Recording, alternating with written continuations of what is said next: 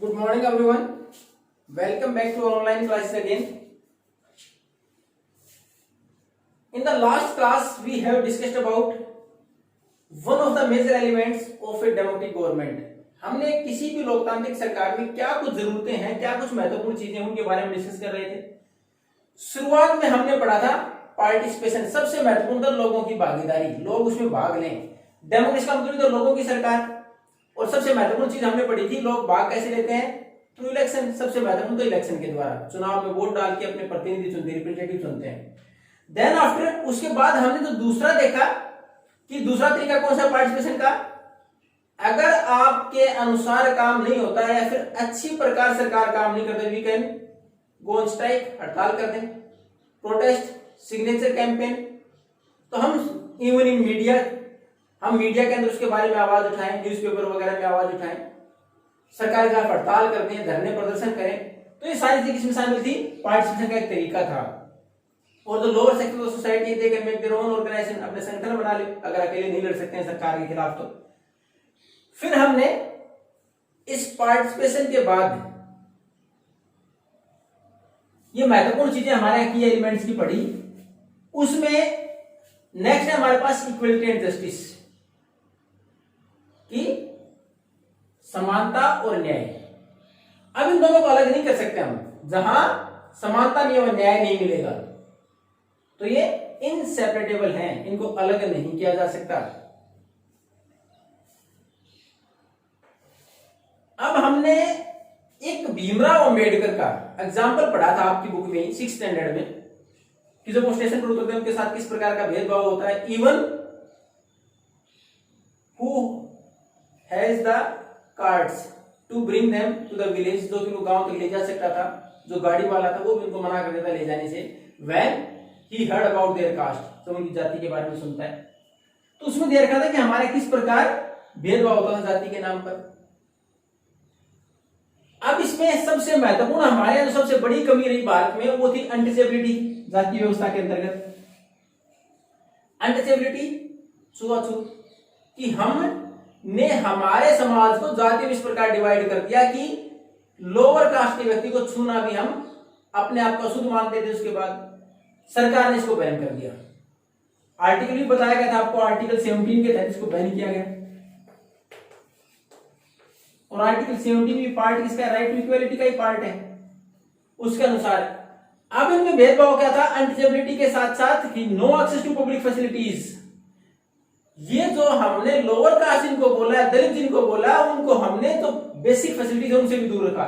Even they can't use public transport, public wells, public parks etcetera, transportation की व्यवस्था उसको भी इस्तेमाल नहीं कर सकते थे। Even they can't offer the prayers, यहां तक कि मंदिरों में जाके पूजा पाठ भी नहीं कर सकते थे वो, उनसे भी उनको रोका जाता था। तो इस प्रकार की चीजें जब हो तो it is the responsibility of the government, सरकार की जिम्मेवारी है to provide equality and justice, कि न्याय प्रदान करे, सबको समान मानते हुए चले। तो गवर्नमेंट उसमें कुछ कदम उठाए। अब हमारे यहां इसके लिए जो सरकार ने प्रयास किए उसी के बारे में, कि सरकार क्या करती है, विशेष नियम और प्रोविजंस क्या होते हैं, विशेष प्रावधान करती है कि लोगों को किस प्रकार न्याय दिलाया जाए। तो पहले तो हमने देखा हमारे संविधान में जो लोकतांत्रिक अधिकार हैं, डेमोक्रेटिक राइट्स और बेसिकली फंडामेंटल राइट्स, मौलिक अधिकार, उसी में राइट टू इक्वलिटी डाल दिया गया। Very first right of fundamental right is right to equality. हमारा जो पहला ही अधिकार है लोकतांत्रिक अधिकार, मौलिक अधिकारों में कौन सा है, फंडामेंटल राइट्स में, वो हमारा राइट टू इक्वलिटी, समानता का अधिकार, कि सब समान है हमारे सामने, किसी के सामने किसी प्रकार का कोई भेदभाव नहीं किया जा सकता। उसके बाद हमारी गवर्नमेंट ने और चीजें ऑब्जर्व की उसी समानता के दायरे में। हमने देखा समानता के अधिकार के तहत अनटचेबिलिटी, छुआछूत को खत्म किया गया। उसके बाद गवर्नमेंट ने देखा कि और असमानताएं भी है समाज में। उसमें सबसे महत्वपूर्ण जो चीजें ऑब्जर्व की गई कि हमारे असमानताएं किस प्रकार की है, कि सामान्यतः जो जितने भी हमारी हिंदू फैमिलीज है उसके अंदर, भारत के अंदर कोई भी परिवार है उसमें लड़के और लड़की के अंदर बहुत ज्यादा डिफरेंस करते हैं। Boys are provided with more facilities than girls, घर के अंदर लड़कियों को ज्यादा सुविधाएं प्रदान की जाती है लड़कों को। अब गवर्नमेंट उस इनइक्वालिटी को कैसे खत्म करे और उन लड़कियों को आगे बढ़ाने का कैसे प्रयास करे, उसके लिए हमारे सरकार ने कुछ कदम उठाए।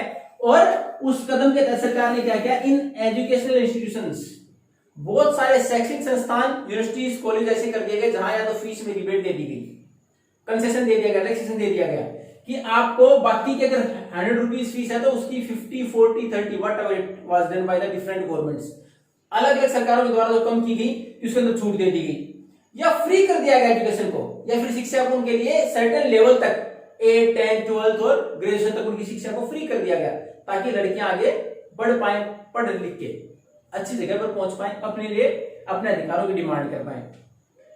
दूसरा जो हमारे है, हमने देखा हमारे पंचायती राज व्यवस्था या third tier of the government है, जो तीसरा लेवल हमारी सरकार का, उसके अंदर 33% reservation is given by the government to the women.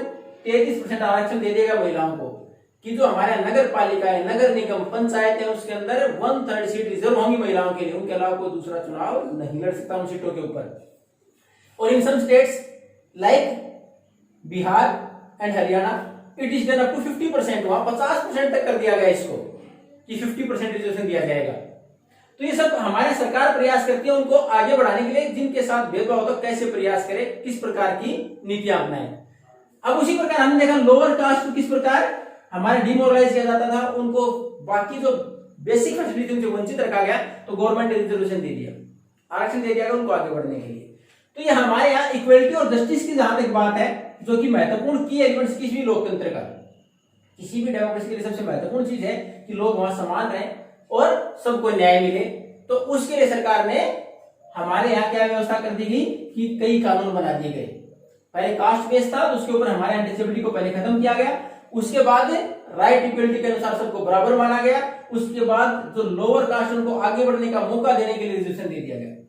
फिर हमारे देखा कुछ और भी भेदभाव है, इक्वलिटी नहीं है जहां, जैसे हमारे बॉयज और girls gender inequality was there, उसके लिए हमारी सरकार ने फिर वापस प्रयास किए, कुछ कानून और बनाए, जैसे फीस में रिलैक्सेशन देना गर्ल्स को, उसके साथ साथ रिजर्वेशन दे देना ज्यादातर हमारे, हालांकि अब तक third tier of the government तक ये पॉसिबल हुआ है, एंड लेटर और सूनर, हो सकता है थोड़ा समय लग जाए, लेकिन it will be given in the legislative assemblies as well as in the parliamentary elections, हो सकता है कुछ समय के बाद ये आगे भी दे दिया जाए।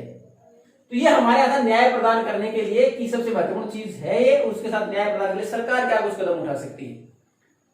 ये हमारा जो लेसन था 4th सिविक्स का, इट इज कंप्लीटेड, ये हमने कंप्लीट कर लिया।